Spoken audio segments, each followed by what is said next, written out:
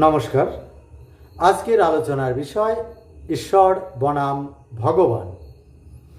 সনাতন সম্প্রদায়ের ঈশ্বর, খ্রিস্টান সম্প্রদায়ের গড, ইসলাম ধর্মে আল্লাহ, জরাথুস্ট্রীয় ধর্মে আহুরা মাজুদা, প্রাচীন রোমান ধর্মে জুপিটার, গ্রিক ধর্মে জিউস ইত্যাদি ধর্মমতে এরা হলেন পৃথিবীর সৃষ্টিকর্তা, রক্ষাকর্তা, সর্বশক্তিমান এবং সর্বজ্ঞ।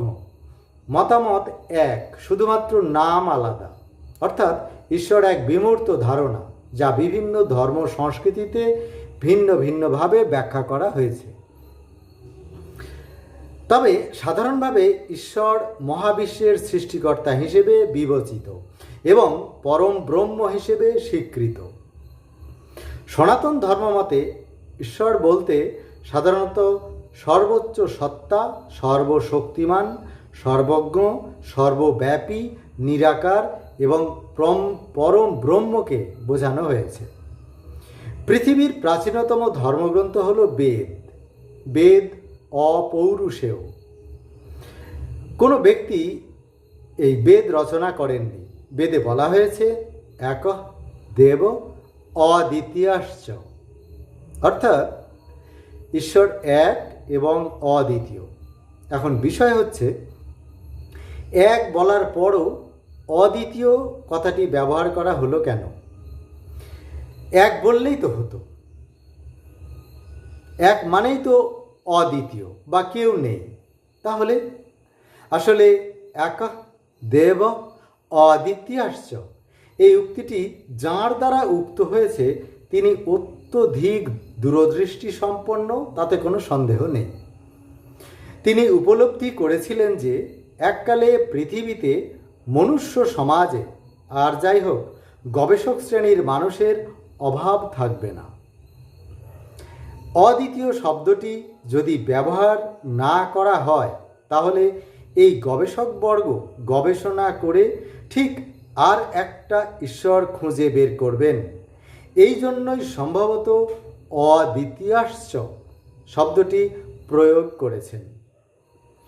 ঈশো শব্দের অর্থ হল শাসক, মালিক বা দক্ষ, আর রব শব্দের অর্থ হল সেরা, চমৎকার বা সুন্দর।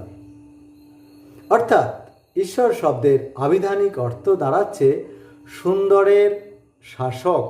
ইসলাম ধর্মে বলা হয়েছে লা ইলাহা ইল্লাল্লাহু, অর্থাৎ আল্লাহ ব্যতীত সত্য কোনো উপাস্য নেই। এখানেও একের তত্ত্ব ব্যাখ্যা করা হয়েছে, অর্থাৎ আল্লাহর কোনো পার্শ্ব চরিত্র বা সেকেন্ড হিরো নেই।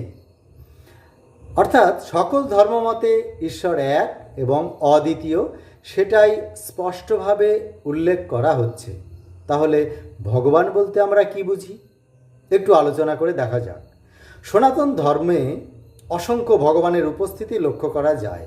যেমন ধরুন ব্রহ্মা, বিষ্ণু, মহেশ্বর, ইন্দ্র, গণেশ প্রমুখ। আবার ব্যক্তিবিশেষ ভগবান হলেন রামচন্দ্র, শ্রীকৃষ্ণ, গৌতম বুদ্ধ, চৈতন্যদেব প্রমুখ। তার মানে ভগবানের ছড়াছড়ি, প্রচুর সাইড রোল, প্রচুর সাইড হিরো, পার্শ্ব চরিত্রের সংখ্যা অসংখ্য। কাকে সাধনা করব, কার ভজনা করব কিছুই বুঝে উঠতে পারছি না। একটা দিশেহারা অবস্থার মধ্যে পড়ে যাচ্ছি। ভগবান শব্দটি ভজ ধাতু থেকে এসেছে, যার অর্থ পূজা করা বা শ্রদ্ধা করা। আর বান শব্দের অর্থ হল অধিকারী, অর্থাৎ ভগবান শব্দের অর্থ হল যিনি শ্রদ্ধা বা পূজার অধিকারী। এক শ্রেণীর কঠোর সমালোচক ভগবান শব্দকে নিন্দাচ্ছলে ব্যাখ্যা করেছেন। যেমন ভগ শব্দের অর্থ হল স্ত্রী যোনি, আর বান শব্দের অর্থ হল অধিকারী, অর্থাৎ ভগবান শব্দের অর্থ হল যিনি স্ত্রী যোনির অধিকারী।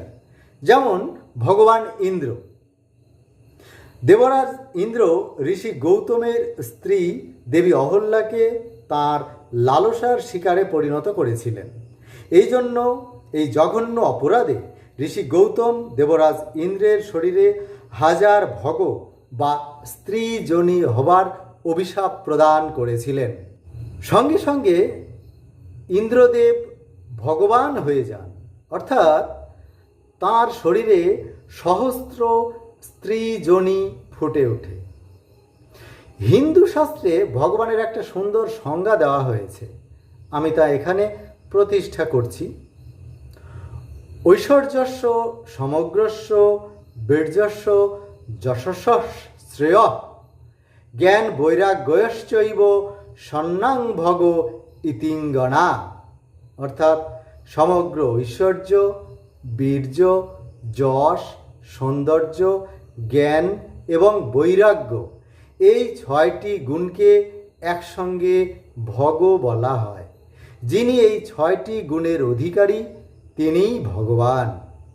এই 6টি গুণওয়ালা ব্যক্তি আগে যাঁরা এসেছেন ধরাধামে তাঁরা ভগবান হয়েছেন এবং পরবর্তীতে এই 6টি গুণের অধিকারী হয়ে আরও অনেকেই জন্মগ্রহণ করবেন, অর্থাৎ তাঁরাও ভগবান হবেন, তাঁরাও ভগবান হিসেবে খ্যাতি লাভ করবেন।